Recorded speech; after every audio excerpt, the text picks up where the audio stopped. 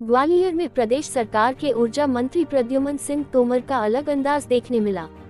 लोकतंत्र सेनानी मीसाबंदियों के कार्यक्रम में मंत्री प्रद्युमन सिंह तोमर स्कूटी पर सवार होकर पहुंचे। विधानसभा अध्यक्ष नरेंद्र सिंह तोमर की मौजूदगी में मंच से लोकतंत्र सेनानियों मंत्री प्रद्युमन सिंह तोमर ने दंडवत प्रणाम भी किया। ग्वालियर में लोकतंत्र सेनानी मीसाबंदी ग्वालियर इकाई द्वारा कार्यक्रम का आयोजन किया गया।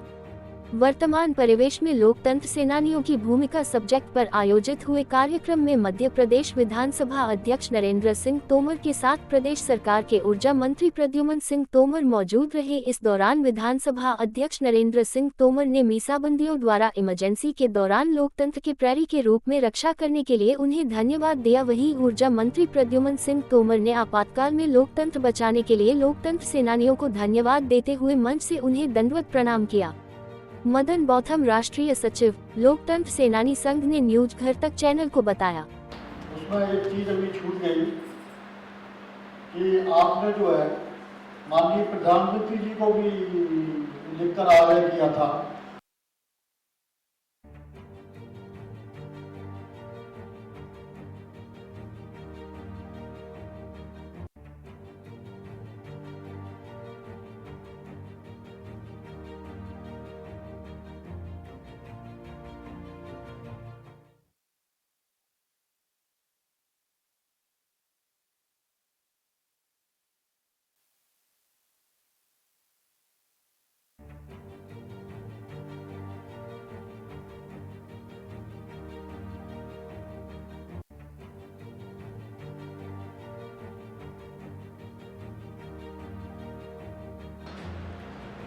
सेनानियों के इस कार्यक्रम में हम सब के मध्य विराजमान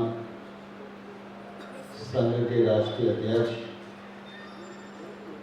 राज्यसभा के पूर्व सांसद आदरणीय कैलाश सोनी जी, विश्वास रहेगा। स्वच्छता के लिए काम कर रहा हूँ, आप मेरे जीवन में देखते हो। प्रदूषण के लिए काम कर रहा हूँ, नशा मुक्ति के लिए मैं काम कर रहा हूँ, अपनी आवाज उचित मंच पे उठा रहा हूं, सरकार कैबिनेट में भी अपनी बात कर रहा हूं। तो मैं आप सबसे इतना ही प्रणाम करके आप सबको प्रणाम करता हूं, शाबाश देता हूं। और मैंने विवेक साहब से, मदन जी से अनुरोध किया है कि इस वर्ष अभी तय करके अप्रैल महीने को ये डेट निकालेंगे कि लोकतंत्र सेनानियों का सम्मान समारोह जो मैं प्रतिवर्ष करता हूँ वो भी करने का अवसर मुझे मिले, इतना मैं कहूँगा।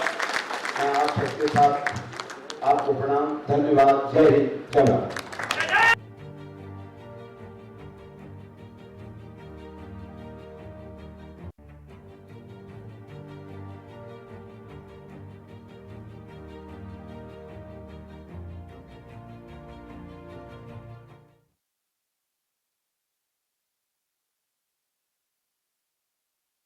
हम लोगों का जो आज सेमिनार का आयोजन का उद्देश्य था वो यही था कि सरकार जो कर सकती थी हम लोगों के लिए वो उन्होंने किया, और व्यक्ति की जो तृष्णा है वो कभी ख़त्म होने वाली नहीं है।